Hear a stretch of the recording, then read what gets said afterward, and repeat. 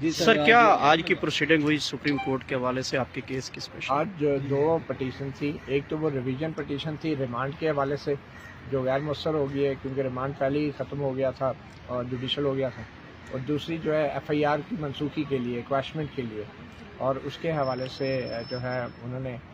مزید ٹائم اب next date ہوا ہے، نیکسٹ ڈیٹ ابھی ڈیٹ ان آفس ہوئی ہے، اور اس درخواست پہ نوٹس جائیں گے پروسیکیوشن کو، حکومت کو، پھر وہ جواب ان کا آئے گا اس ایف آئی آر کے حوالے سے۔ اور میں ذاتی طور پہ بھی سمجھتا ہوں کہ اس ایف آئی آر کو ڈسکس ضرور کرنا چاہیے، اور ہائی کورٹ میں یہ بہترین جگہ ہے اس ایف آئی آر کو ڈسکس کرنے کے لیے، اور ہائی کورٹ یہ فیصلہ کرے گی کہ یہ ایف آئی آر اس قابل بھی ہے کہ اس پہ چلان جمع ہو یا نہیں، اور اگر یہاں سے جب فیصلہ ہوگا تو پھر اس کے بعد ہی یہ اس ایف آئی آر پہ آگے معاملات پروسیڈ کریں گے۔ میں دونوں صورتوں میں خوش ہوں کیونکہ مجھے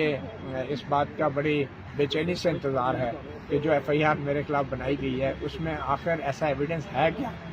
کہ جس کی بنیاد پہ اس طرح کی ایف آئی آر جو ہے میرے خلاف کاٹی گئی۔ اچھا سر، ہمیشہ جرنلزم ایسے کرتے ہیں، حقائق تک پہنچتے ہیں، سر اس حقائق تک بھی پہنچیں گے کہ ایف آئی آر کس نے کرائی ہے؟ سر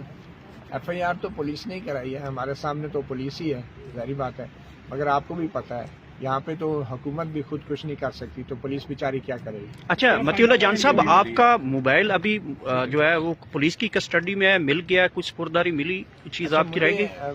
میرا جو ایک موبائل پولیس والوں نے گرفتاری کے وقت بظاہر اب پتہ چلا کہ جو بھی پولیس والے ہی تھے انہوں نے لیا تھا، تو اب وہ کہا جا رہا ہے، مجھے بتایا جا رہا ہے کہ وہ موبائل ان کے پاس نہیں ہے۔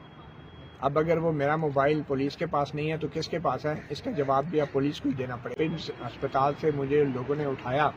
تو وہ موبائل انہوں نے لیا تھا، وہ لوگ کون تھے اور پولیس کے حوالے کن لوگوں نے کیا؟ اگر وہ پولیس نہیں تھی اس کا جواب بھی پولیس کو ہی دینا ہے، اور وہ میرا موبائل جو ہے اب پولیس کہہ رہی ہے ان کے پاس نہیں ہے، یہ ایک بڑی عجیب بات ہے۔ 2 دن کی پوری پریکٹس سے کیا فائدہ ہوا؟ آپ کی اریسٹ کیا، 2 دن کا آپ سے میں جان بھی رکھا، کیا؟ اب دیکھیے میرا کام تو رکا نا، متاثر تو ہوا نا، اس میں ڈیلے تو ہوا نا، میں جس چیز کے اوپر کام کر رہا تھا، جو معلومات حاصل کرنا چاہ رہا تھا،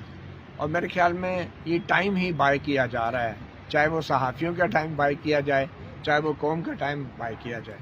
یا ان لواحقین کا جو اپنے پیاروں کی یا تو ان کو تلاش کر رہے ہیں یا ان کی ڈیڈ باڈیز کو۔ ابھی بھی آپ اس خبر کے پیچھے ڈگ آؤٹ کریں گے جو وہاں پہ آپ نے سینیریو دیکھا پیمز میں یا پھر ڈی چوک میں جو ہوا، اس کے پیچھے خبر تک تہ تک جائیں گے، یا پھر اس خبر کو ابھی کلوز سمجھیں؟ نہیں، خبر تو کبھی کلوز نہیں ہوتی، آپ کو پتہ ہے کوئی بھی خبر کبھی کلوز نہیں ہوتی، خبریں تو چلتی رہتی ہیں، خبریں ہر روز ایک ایک خبر کے کئی پہلو نکلتے ہیں۔ تو میں نے جب کام شروع کیا تو اس کے فوراً بعد آپ نے دیکھا انٹرنیشنل میڈیا میں وہ چیزیں اب سامنے آنا شروع ہو گئی، اور کافی انٹرسٹنگ اور کافی حد تک درست معلومات انٹرنیشنل میڈیا پہ بھی آ چکی ہیں۔ میں نے بھی اپنا کام تو نہیں روکنا کیونکہ اب بہت سی چیزیں تو آلریڈی آ چکی ہیں انٹرنیشنل میڈیا پہ، تو میں بھی شاید اس میں کچھ اضافہ کر دوں۔ آپ کے پاس ایگزیکٹ نمبرز ہیں کتنے لوگ شہید ہوئے ہیں پی ٹی آئی کے؟ دیکھیں ابھی تک جو خبریں آئی ہیں میں اس حوالے سے کچھ کہہ نہیں سکتا، مگر میں اس پہ کام کر رہا ہوں، اور کچھ نمبر تو میں نے اپنے نیو ٹی وی کے صحافی پروگرام میں گرفتاری والی رات دے دیے تھے، کچھ نمبر صحافی پروگرام میں۔